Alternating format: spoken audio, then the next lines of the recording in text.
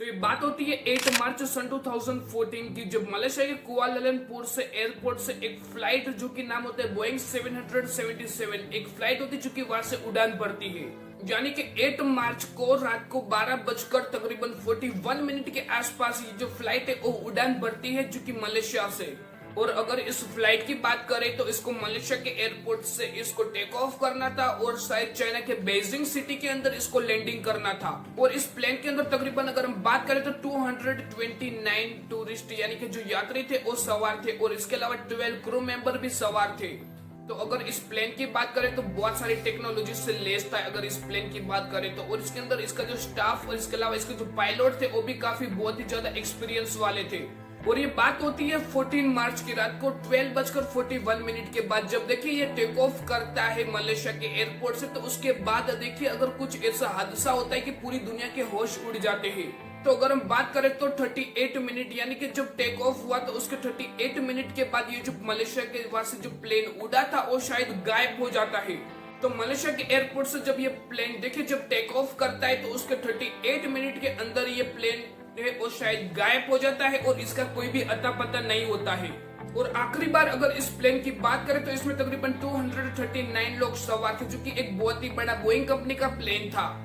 News tonight, a Malaysia Airlines flight MH370 Flight MH370 disappeared en route to Beijing. 70, we are ready, requesting flight number 310 to Beijing. 900 370. Flight MH370 ended in the southern Indian Ocean.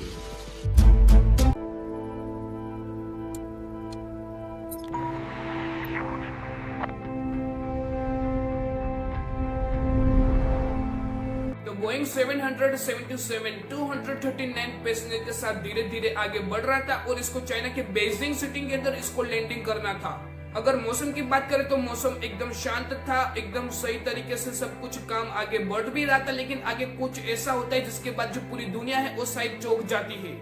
तो अगर हम बात करें तो ये जो plane था उसको शायद ना चाइना की ओर जाना था यानी कि बीजिंग सिटी में लैंड करना था। इसकी वजह से ये जो प्लेन है उसको मलेशिया वाला रूट होकर इसको वियतनाम के ऊपर से जाना था। और जैसे ये प्लेन धीरे धीरे आगे बढ़ता रहा और कुछ अजीब घटनाएं घटना स्टार्ट हो गई थी। यानी कि ये प्लेन का जो संपर्क है वो साइड टूट जाता है और रडार से भी गायब हो जाता है जो प्लेन होता है वो। तो इसके पहले हमको कुछ टाइम भी देखना होगा क्योंकि 12:41 पे अगर हम बात करें तो ये फ्लाइट है वो टेक ऑफ होती है। यानी कि ये बात होती है 1:19 पे, जहाँ पे जो मलेशिया के एयरपोर्ट पे जो ATC होता है वहां से बात होती है लास्ट टाइम।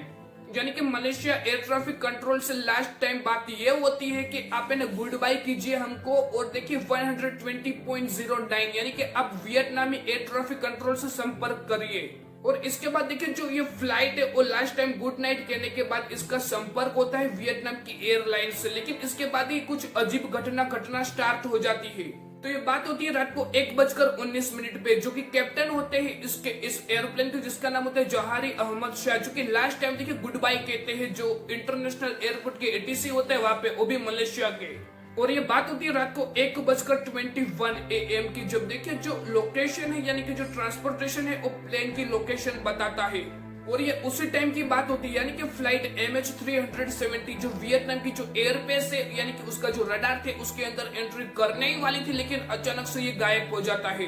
यानी कि वियतनाम के एयरलाइन से बाकी जो रडार है उसके अंदर से जब प्लेन की उसके अंदर एंट्री नहीं हुई तो सबको ये लगा कि जो प्लेन है वो पूरी तरीके से क्रैश हो चुका होगा।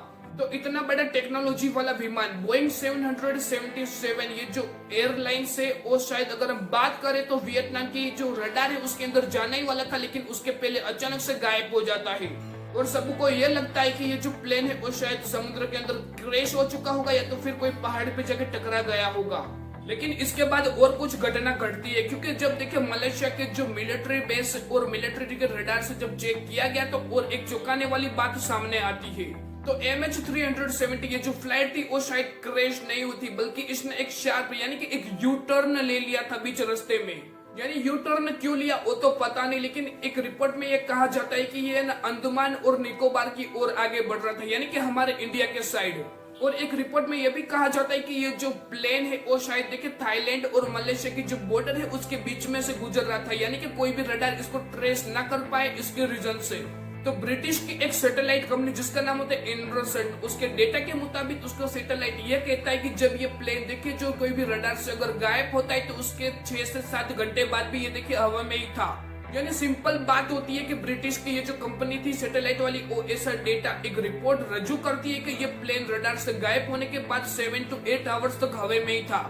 तो इस ब्रिटिश सैटेलाइट कंपनी के रीजन से अगर हम जाने तो इसका लास्ट लोकेशन की बात करें तो साउथर्न इंडियन ओशन के ओर बताया गया था। यानी कि ये एक ऐसा सुनसान जगह है जहाँ पे देखिए कोई भी इंसान नहीं रहता, या तो फिर यहाँ पे कोई भी आइसलैंड भी नहीं, हम ऐसा भी एक रिपोर्ट में कह सकते हैं। और साउथर्न इंडियन ओशन के ओर देखिए वहाँ पे बीच रास्ते में जाने के बाद ये प्लेन का ईंधन खत्म हो गया होगा और उसी टाइम पे ये जो प्लेन है वो शायद क्रैश हो गया होगा, ऐसा भी एक रिपोर्ट में कहा जाता था।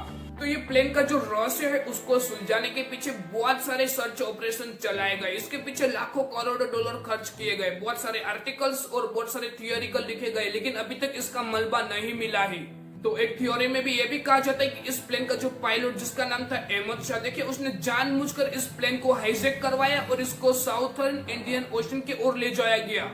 और इसके बाद एक थ्योरी में यह भी कहा जाता है कि इसने जानबूझकर जो सभी क्रू मेंबर्स और जो टूरिस्ट है उनको बेहोश किया गया था। और इसके अलावा जहाँ पे ये प्लेन को क्रैश करवाया गया था वहां से एक सीधा रास्ता मिलता है जो कि ये जो कैप्टन था उसके घर से मिलता जुलता हो।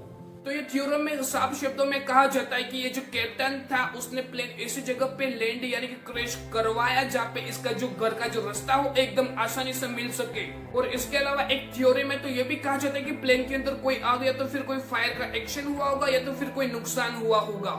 और इसके रीजन से देखिए जो ऑक्सीजन की कमी है वो शायद हुई होगी और इसके रीजन से जो सभी लोग है वो शायद बेहोश हो गए होंगे।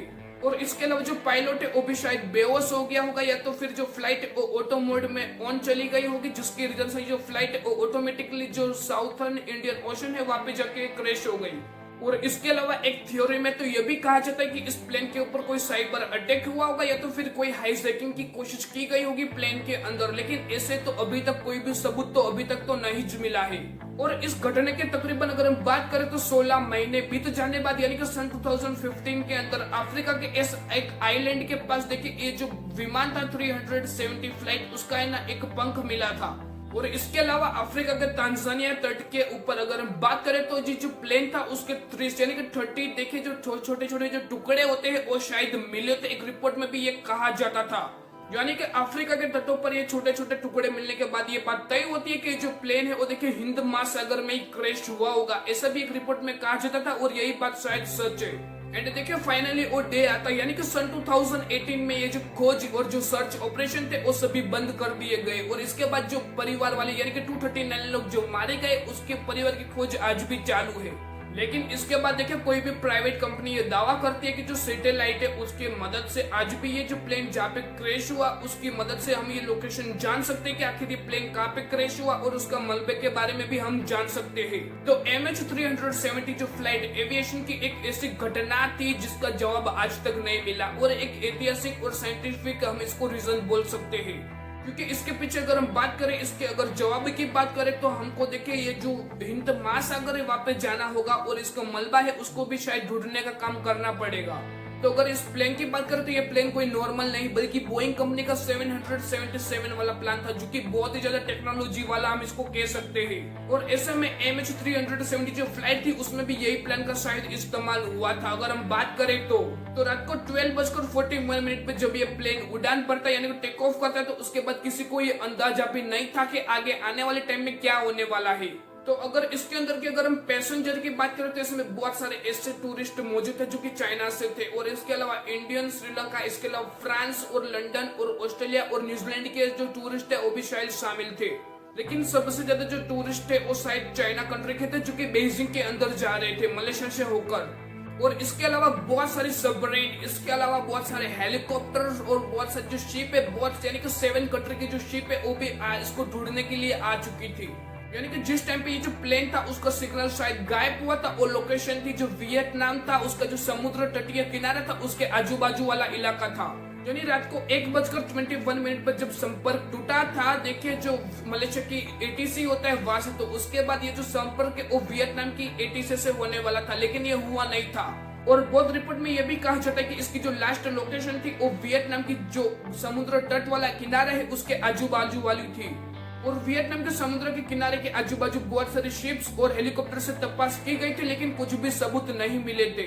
तो आपको क्या लगता है क्या हुआ होगा इस प्लेन के साथ, या तो फिर कोई हाईजैक होगा? क्या लगता है प्लीज कमेंट्स में जरूर बताइए, और ऐसे ही अमेजिंग वीडियोस के लिए प्लीज हमारे चैनल को सब्सक्राइब जरूर करें।